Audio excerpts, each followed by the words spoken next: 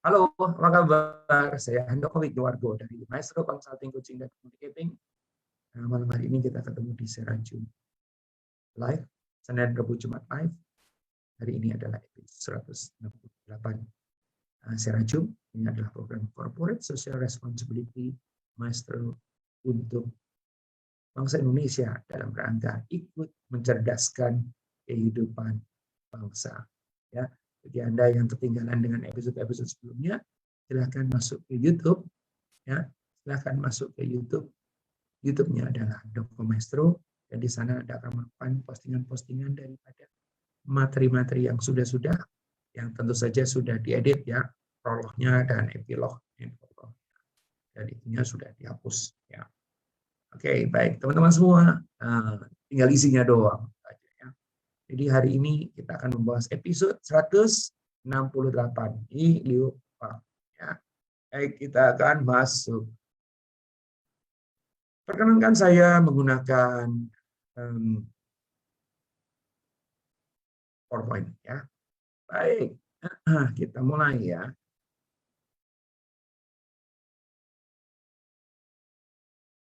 Kita masuk lagi.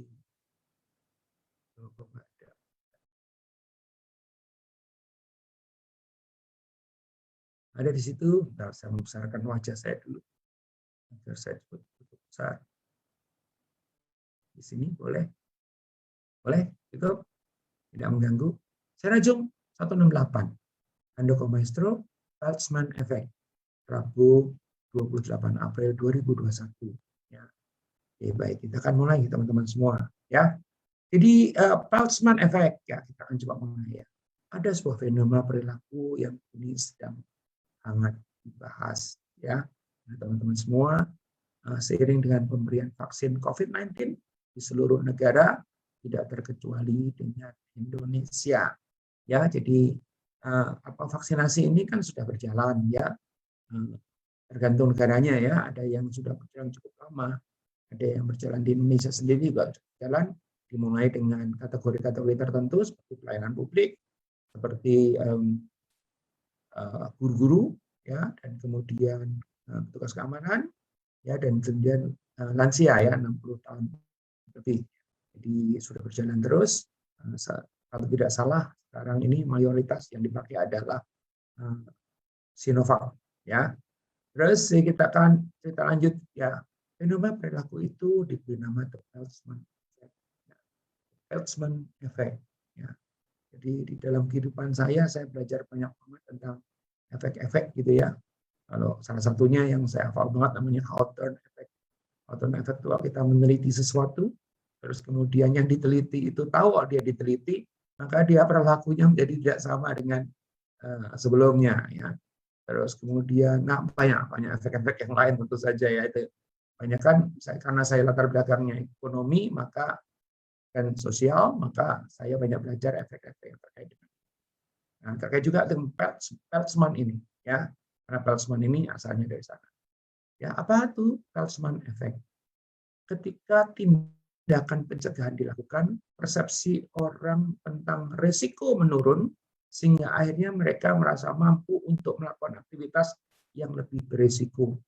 Jadi gini, kalau ada tindakan sesuatu dilakukan, terus kemudian persepsi persepsi akan orang terhadap risiko menurun, sehingga akhirnya mereka merasa mampu untuk melakukan aktivitas yang bahkan lebih beresiko. Ya, atau ya paling enggak sama resiko dibanding sebelumnya. Itu saya. Jadi kalau dijelasin nggak susah lagi. Ya, jadi Peltzman Effect adalah, by the way, kita sponsor dulu ya. Mari masuk materi. Ya, pesan sponsor dulu. Jangan lupa ya, materi ini nanti diposting di Handoko Maestro. Terus kemudian jangan lupa di-subscribe, like, komen, share, dan tentu aja jangan lupa pencet bel. Tunggu sebentar. Saya lagi ngapalin di sini. Pencet bel jangan lupa. Ya, di YouTube-nya. Ya, YouTube-nya adalah Handoko Maestro. Nah, baik teman-teman semua, kita akan membahas tentang sejarah Peltzman Effect. Diperkenalkan oleh seorang ekonom namanya Sam Peltzman dalam studi yang berlanjut The Effect of Automobile Safety Regulation. yang diterbitkan dalam The Journal of Political Economy pada tahun 1975. Ya, yang pertama kali diperkenalkan adalah oleh Sam Peltzman, bertajuk The Effect of Automobile Safety Regulation. Ceritanya adalah apa? Pada akhir tahun 1960, keamanan mobil, perlengkapan keamanan mobil seperti sabuk pengaman dan teknologi keselamatan mobil itu mulai diperkenalkan. Ya, seat belt, ya.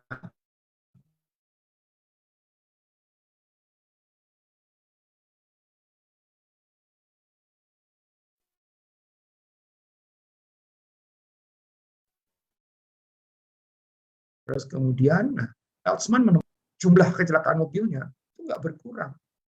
Bahkan yang pakai seatbelt pun pada celaka, gitu ya. Itu yang terjadi. Ternyata apa yang terjadi menurut Pak Peltzman itu di penelitiannya itu adalah pengemudi merasa lebih aman dan cenderung mengemudi dengan yang lebih beresiko. Jadi lebih beresiko itu bisa ngebut, bisa zigzag, bisa ini, bisa itu, karena apa? Merasa bahwa aku udah pakai seatbelt, ya. Jadi perhatikan teman-teman semua. Jadi hanya karena pakai seatbelt, terus kemudian dia merasa bahwa tadi keterangannya, karena dia merasa pakai seatbelt, dia merasa bahwa lebih aman atau resikonya sudah berkurang, sehingga dia berani mengambil resiko lebih, yang akhirnya ya jadi masalah, kan gitu. Ya, sehingga nanti kalau di penelitian Peltzman ini nanti jadinya akhirnya orang menjadi apa ya? Menjadi lebih banyak celaka juga atau jumlahnya tidak menurun. Ya, nah perilaku yang mengakibatkan kemungkinan terjadinya peningkatan kecelakaan mobil. Ya, ini apa namanya penelitian yang dilakukan si Pak Peltzman itu yang terkait dengan Peltzman Effect. Ya, nah hubungan Peltzman Effect dengan situasi saat ini itu apa? Peltzman Effect ini memiliki keterkaitan yang besar terhadap perilaku yang berhubungan dengan kesehatan, ya, karena saat ini isu yang paling penting, paling banyak dibicarakan adalah masalah kesehatan. Ya. Itulah sebabnya the Peltzman Effect dikaitkan dengan pandemi COVID-19, khususnya dampak dan kemanjuran dari kampanye vaksinasi. Nah, kurang lebih seperti apa nih? Ceritanya begini teman-teman semua. Ya, orang yang sudah divaksinasi mungkin merasakan keamanan yang lebih tinggi, dan karena itu terlibat dalam perilaku berisiko yang dapat memfasilitasi penularan virus atau terjadinya penularan virus.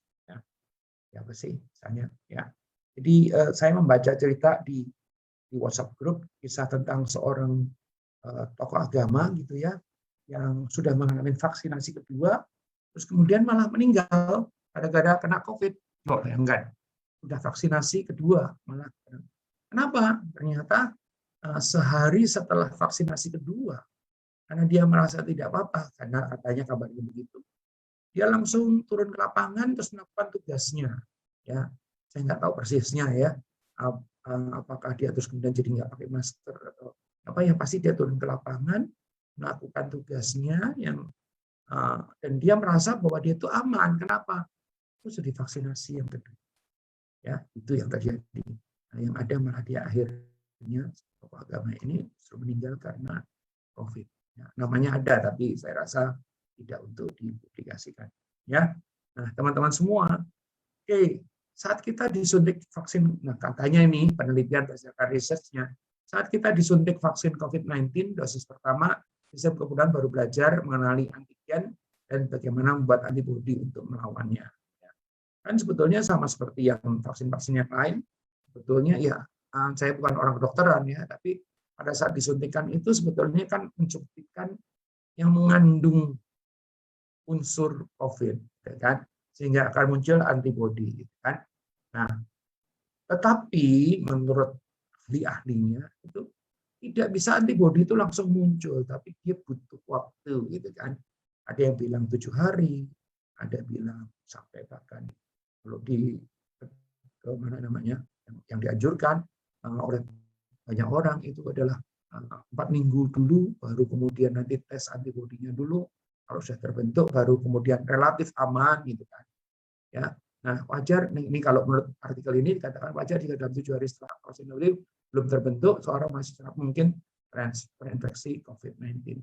Bahkan menurut dokter-dokter itu dikatakan bahwa begitu disuntikkan itu justru kita kondisinya paling menurun.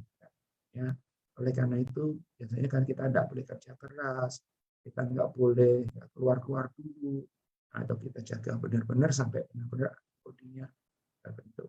Nah, saat seorang mendapat vaksin dosis 2, orang tersebut terpapar antigen yang sama, sehingga muncul antibodi setelah vaksin kedua menjadi lebih banyak. Tetapi sekali lagi dibutuhkan waktu juga. Ya. Jadi kalau berdasarkan Kompas dikatakan, Kompas Science ini dikatakan antibodi baru terbentuk hari ke-28 setelah vaksin ini. Ya. Kira-kira seperti itu. Nah, banyak orang tuh salah berasumsi bahwa vaksinasi bisa membuat tubuh kebal sehingga dapat kembali menjalani kehidupan normal sampai seperti waktu sebelum COVID. Ya, ketika masih terinfeksi virus sama halnya dengan meninggal kecelakaan mobil walau sudah mengenakan sabuk pengaman. Ya. Jadi ada komentar juga dari penonton yang mengatakan seperti ketika orang pakai helm dan safety belt jadi lebih berani ngebut. Nah, sama seperti itu. Jadi karena kita sudah merasa divaksinasi, ya terus kemudian merasa bahwa nggak apa-apa, ya. Padahal situasinya tidak sebenarnya seperti itu. Ya. Nah, teman-teman semua kita lanjutkan lagi. Ya. Jika sudah pakai sabuk pengaman pun bukan berarti kita boleh sembarangan dalam mobil. Sama, ya. Itu pula setelah vaksinasi kita harus tetap memakai masker, mencuci tangan, menjaga jarak sosial, membatasi mobilitas dan juga menjauhi kerumunan. Ini yang kalau di mana-mana disebut sebagai 5M ya. 5M itu adalah menjaga jarak, memakai masker dulu ya. Memakai masker, menjaga jarak, mencuci tangan, menjauhi kerumunan, dan mengurangi mobilitas. Nah, gampang atau susah sih? Ya, mungkin saya bukan contoh yang baik ya. Artinya bukan contoh yang kebetulan saya mendapatkan luxurious ya, dengan bisa melakukan segala sesuatunya secara virtual secara umum ya. Tapi banyak orang yang tidak bisa melakukan itu. Ya kalau memang harus apa? Harus keluar ya keluar gitu kan. Dalam kasus saya ini kalau kita hitung ya kalau saya hitung saya mulai mengunci diri dari tanggal 16 Maret 2020 sampai sekarang ini ada 28 April, berarti Maret ketemu Maret, 16 ketemu 16, 11 tahun, terus kemudian tambah lagi sebulan, kira-kira ya sudah 1 tahun sebulan, 1 tahun 40 hari. Jadi kalau 1 tahun itu 365 ya, 40 hari, kira-kira saya sudah 405 hari lebih. Ya tidak baru keluar rumah sekitar 16 kali. Ya. Keluar rumah ya, keluar rumah. Kan justru itu namanya mengurangi mobilitas ya, dan pada saat artinya kalau nggak harus keluar ya, kalaupun harus keluar itu saya menjauhi kerumunan dan juga menjaga jarak ya.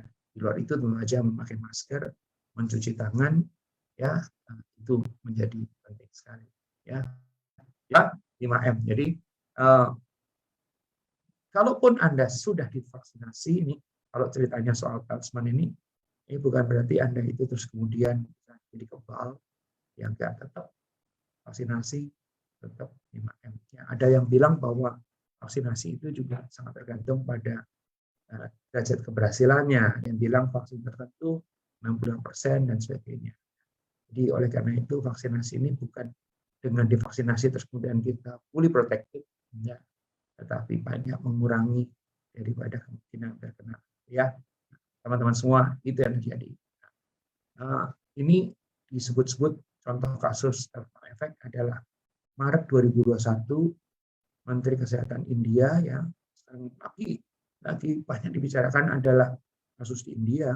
Menteri Kesehatan India si Harsh Vardhan menyatakan bahwa negara itu berada di akhir permainan pandemi COVID-19. Ya. Terus kemudian apa yang terjadi? Ya, sejak puncak rata-rata lebih dari 93.000 kasus per hari, bayangkan nggak 93.000 kasus per hari. Di pertengahan September 2020, infeksi mulai menurun.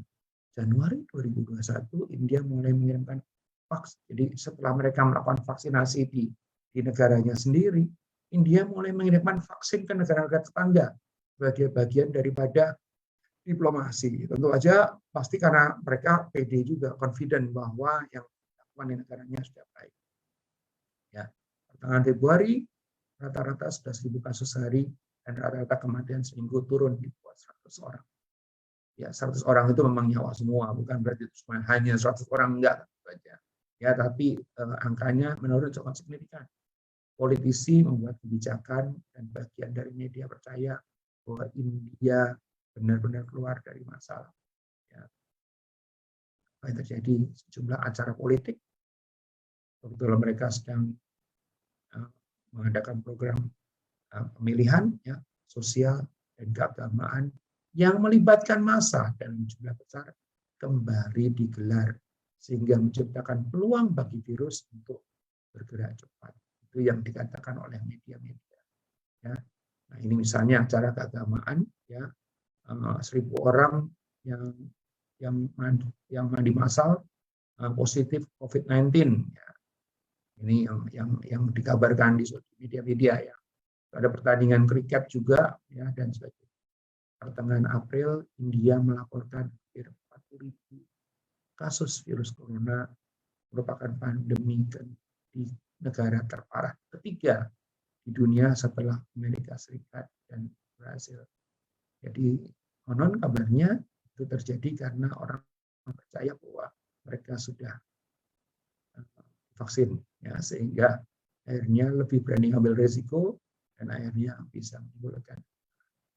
Menteri Kesehatan India mengatakan 39.726 kasus COVID baru tercatat di seluruh negeri sehingga menjadi total 11.514.331. Ya, saya punya videonya ya, yang menggambarkan apa yang terjadi di India dan benar-benar sangat menyedihkan sekali. Ya.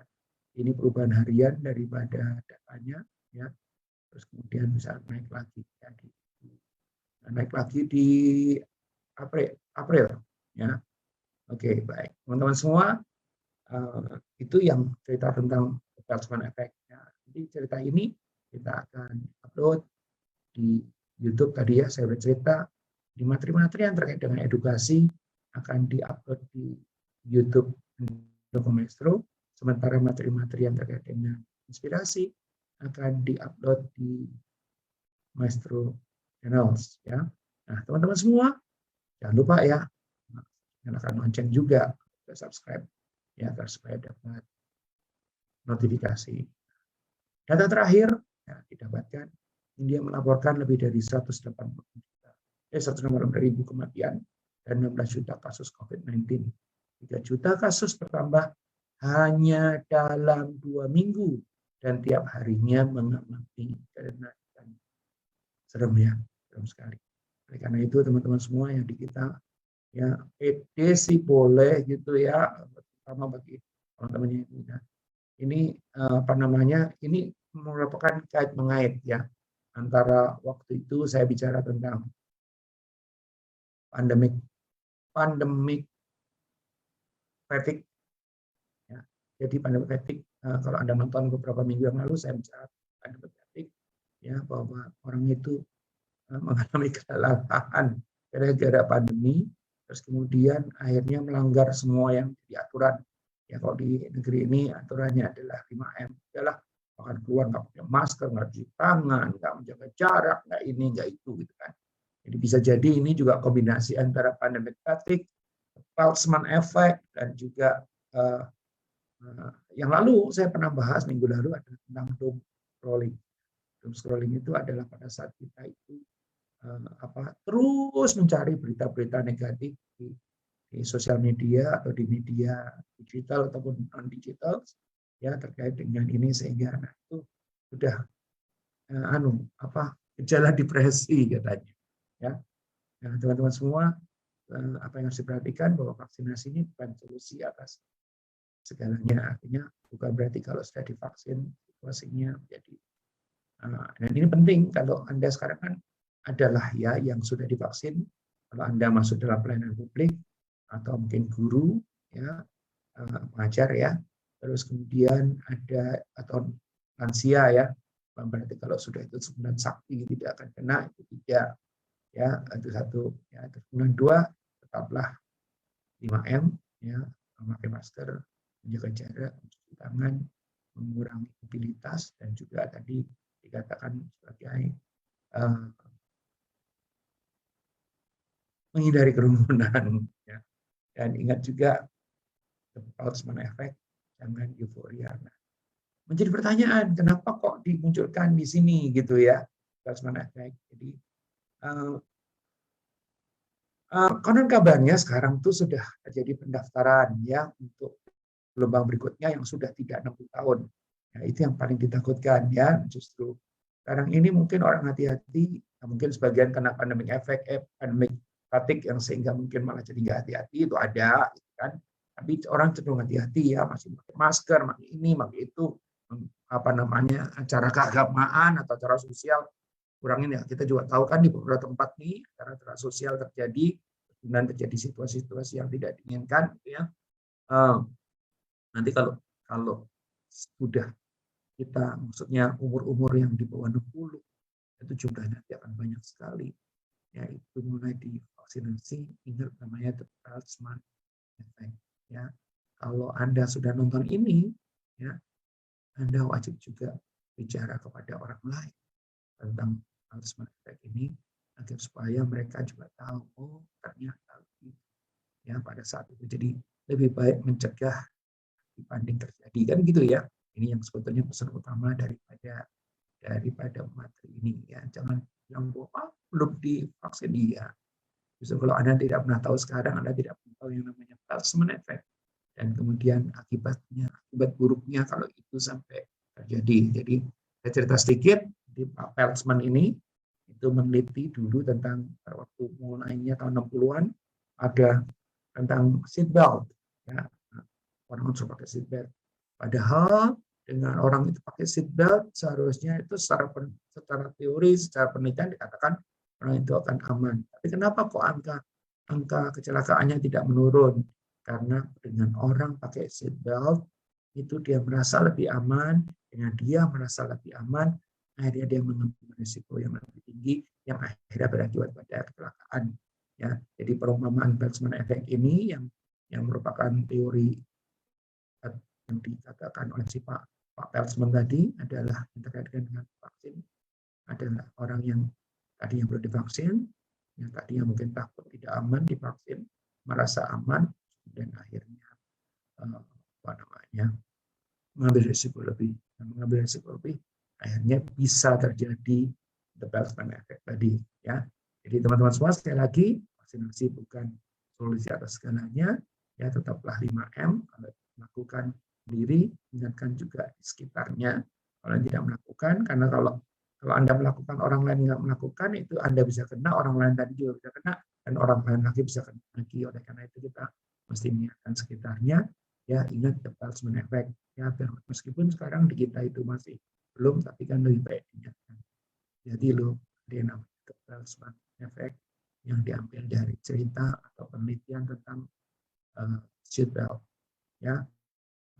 Orang-orang yang pakai seatbelt cenderung mengambil risiko karena merasa aman yang lebih tinggi, karena mengambil risiko lebih tinggi, akhirnya kecelakaannya lebih tinggi. Orang-orang yang mungkin nanti divaksinasi merasa bahwa dirinya sudah aman, pada saat dirinya sudah aman, terus kemudian yang terjadi adalah apa? Dia mengambil risiko lebih tinggi yang akhirnya bisa berakibat pada terpapar.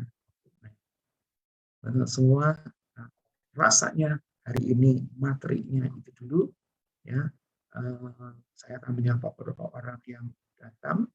Ada masuk lagi Nanda Vanda Punika yang mengatakan, oke, dulu ada Pak Nurul Haki, Gus Nurul Haki Asri mengatakan 168 angka keberuntungan di Surabaya, banyak mobil pakai nomor polisi itu. Oke, Nanda Vanda Punika mengatakan malam hadir Pak Han. Ada Pak Hendriang hadir, Pak Andoko, ya Mas Nurul Haki Asri tadi yang saya udah kutip, ya seperti ketika orang pakai helm dan safety belt, jadi lebih berani ngebut, dengan lebih berani ngebut, ya dia bukan meninggal atau kecelakaan karena helm atau karena safety beltnya, tetapi karena dia mempersepsi dirinya aman, dengan mempersepsi dia mengambil risiko yang besar. Ya, nah, jangan sampai terjadi itu pada diri kita yang terkait dengan vaksin, ya, the Peltzman effect. Teman-teman semua, ya, mudah-mudahan materi ini bermanfaat, ya. Yang sekarang banyak dijadikan contoh adalah kasus di India yang sudah sukses memvaksinasi banyak orang, dan orang-orang yang konon yang divaksinasi tadi merasa lebih aman, dan kemudian dia termasuk membuat kebijakannya itu membuat orang-orang jadi banyak melakukan kegiatan keagamaan, kegiatan sosial maupun kegiatan luar ruang seperti olahraga dan sebagainya, yang akhirnya berakhir dengan munculnya penderita-penderita baru dan kemudian meningkatnya korban baik yang terpapar dan kemudian sakit maupun tingkat. Sementara itu dulu, ya. Jadi ini hari Rabu, hari Jumat besok saya akan membahas tentang sebuah film seperti biasa, ya, film yang based on true story. Filmnya adalah judul Kursk, KURSK, ya. Film Kursk ini adalah film yang menceritakan tentang kapal selam milik Rusia yang tenggelam, ya. Kenapa itu diangkat? Karena sebagai tribute atau sebagai penghormatan kepada apa yang terjadi di Indonesia dengan Nenggala 40. Ya, hari Jumat, ya. Hari Jumat, filmnya adalah Kursk. Yang bagi Anda yang mau nonton, silahkan nonton. Saya udah nonton. Ada banyak cerita tentang film kapal selam, ya. Salah satunya yang saya masih ingat dan nonton lebih detail sekali namanya Han O Red October kalau nggak salah, ya. Tapi itu berdasarkan berdasarkan cerita fiksi. Kalau yang Kursk ini berdasarkan cerita true story, ya. Itu pun ditulis dulu bukunya dan masalah saya belum hafal materinya, ya, tapi saya udah dilaporin tentang materi itu. Kalau nggak salah judulnya Time to Die. Nanti nonton lagi, ya. Besok hari Jumat nonton. Sekali lagi teman-teman semua, terima kasih. Pas 8.15, jadi kita sekarang akan mulai mengatur, memajukan jam bagi teman-teman semua. Dan lambat, ya. Jadi paling lat 7.45 deh sudah masuk. Jadi biasanya 7.30 saya udah tayang, ya. Kemudian saya akan menyapa, saya akan cerita hal yang mungkin kekinian gitu kan sampai dengan 7.45. Nanti 7.45 sampai dengan 8.15 itu berisi materinya, ya. Jadi itu yang terjadi teman-teman semua. Ya, terima kasih, ya. Saya jadi begitu teman-teman. Saya ulangi sekali lagi, ya. Jadi kita mulai dengan 7.30 saya akan mulai muncul. Ya, bahkan 7.25 karena sekarang setting baru, ya. Terus kemudian saya akan menyapa-nyapa sampai dengan 7.45. Jadi 7.45 nanti mulai sampai dengan 8.15. Jadi sekarang dibikin settingnya hanya 30 menit, ya, untuk kepentingan katanya berdasarkan research-nya jangan lewat dari 30 menit. Oleh karena itu kita bikin 30 menit saja, sehingga nanti pada saat dipostingkan di YouTube angkanya cakep, ya, 30 menitan. Nanti suatu hari mungkin akan muncul materi setengah jam bersama. Ya, sekali lagi teman-teman semua, terima kasih bagi yang sudah nonton. Saya ada di sini bukan karena saya mau ada di sini, saya ada di sini karena saya ada di sana. Ya, silakan japri saya, silakan juga inbox, silakan ini untuk usulan atau bila Anda berpikir kenapa kok nggak pernah bahas ini, kenapa kok nggak pernah bahas itu, ya. Jadi di dalam seminggu itu kita upayakan menjadi ada satu yang terkait dengan keilmuan benar-benar dari buku. Ya, minggu lalu saya bicara tentang buku Reptiles, Mammals, ya, itu hari Senin. Terus kemudian kita tentang leadership yang menggunakan analogi binatang yaitu reptil dan mamalia. Ya, hari ini kita bicara yang lebih populer tentang Peltzman effect, ya, dan kemudian hari Jumat kita akan bicara lebih inspirasi pelajaran yang terkait dengan film based on true story. Ya, mudah-mudahan ini berikan manfaat banyak buat kita semua. Sekali lagi, saya Joko Wisnuwarto dari Maestro Consulting Coaching dan Consulting mengucapkan terima kasih atas kesetiaan Anda menonton materi ini.